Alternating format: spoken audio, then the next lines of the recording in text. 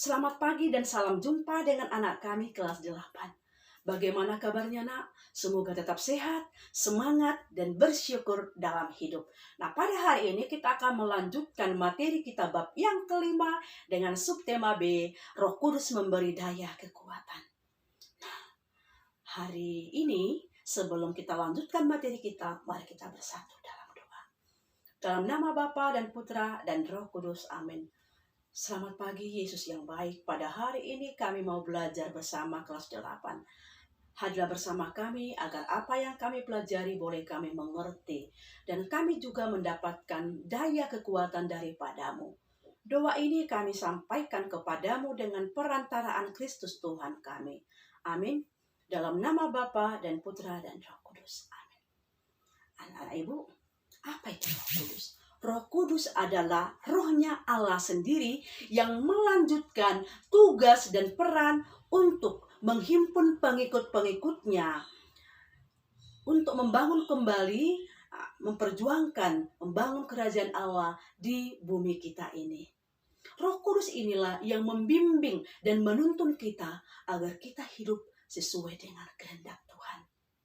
Mari kita dengarkan sebuah kisah bagaimana peranan Roh Kudus membantunya. John adalah anak seusia anak ibu kelas 8. Pada suatu hari Minggu, John mendapatkan godaan untuk tidak ke gereja. Untuk apa? Dia menonton siaran televisi, yaitu siaran tinju. Karena Chris John adalah idolanya seorang petinju. Ketika John hendak tidak ke gereja, terjadi pergumulan dalam hatinya. Suara yang lain berkata, tidak apa-apa toh John, hanya kali ini tidak ke gereja. Tetapi suara hatinya berkata, John, perayaan Ekaristi tidak ada siaran ulang. Sedangkan siaran tinju hari ini ada siaran ulang.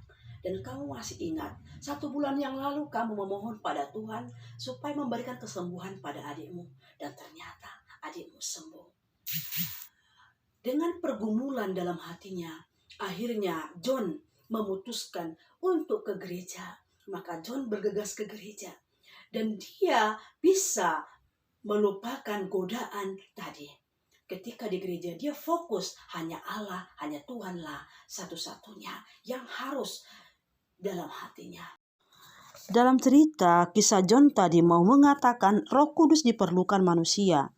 Bukan hanya untuk bertahan, melainkan untuk membawa manusia mencapai kesempurnaan kehidupan Kristiani. Inilah yang dijanjikan oleh Kristus ketika Ia akan mengutus Roh Kudus, bahwa Dia akan senantiasa menyertai manusia sampai akhir zaman. Kristus memberikan Roh Kudus, yaitu Roh-Nya sendiri yang akan tinggal di tengah-tengah kita semua yang percaya kepadanya. Roh Kudus yang tinggal di dalam hati manusia mewarnai dan mengubah jiwa manusia menjadi semakin bertumbuh dalam kekudusan. Anak-anak Ibu, pada peristiwa Pentakosta, Roh Kudus mengaruniakan banyak keutamaan kepada para rasul dan umat yang hadir pada waktu itu. Kepada Petrus dan para rasul, Roh Kudus mengaruniakan roh untuk berkata-kata dengan hikmat, berkata-kata dengan pengetahuan, dan mengadakan mujizat.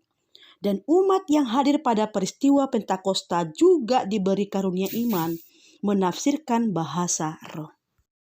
Dalam tradisi gereja, kita mengenal ada 7 karunia Roh Kudus. Yang pertama adalah karunia takut akan Tuhan. Ketakutan yang baik adalah ketakutan yang bersumber pada Tuhan, yaitu takut akan Tuhan.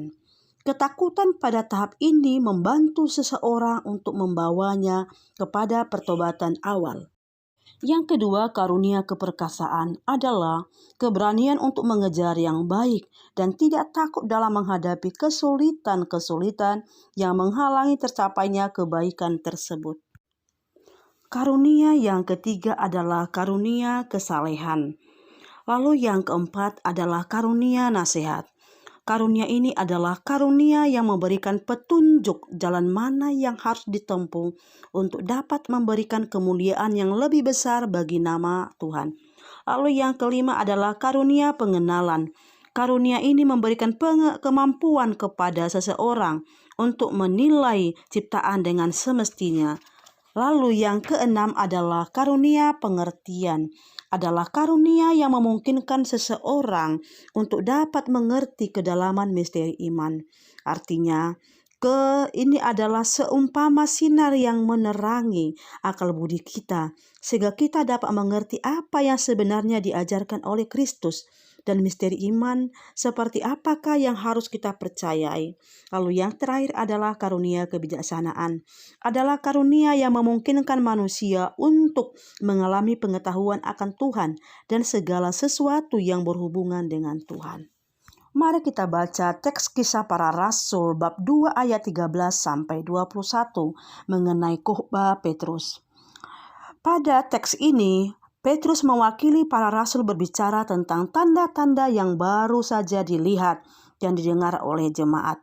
Tanda-tanda yang dimaksud di sini adalah tanda-tanda dari kuasa dan kebaikan Allah yang mengundang untuk percaya, tetapi tidak memaksanya. Pada kisah ini, Petrus mengawalinya dengan menjelaskan bahwa para rasul tidak mabuk, melainkan memenuhi nubuat Yoel pada akhir zaman Allah akan mencurahkan rohnya kepada semua manusia. Peristiwa turunnya Roh Kudus atas para rasul pada hari Pentakosta mengawali babak baru bagi kehidupan umat beriman yang percaya akan Yesus Kristus yang bangkit. Setelah peristiwa Pentakosta, perkembangan gereja maju dengan pesat. Roh Kudus memberikan daya kekuatan kepada para murid, sehingga mereka berani menghadapi berbagai rintangan dalam pewartaannya. Seperti Petrus dan Yohanes, mereka dengan berani mewartakan Kristus yang bangkit sampai keluar masuk penjara demi Kristus, bahkan sampai mati.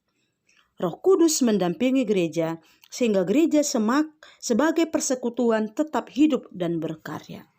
Nah, anak-anak ibu, mari kita lihat Roh Kudus memberi daya kekuatan sehingga pertama, memampukan kita memberikan kesaksian hidup.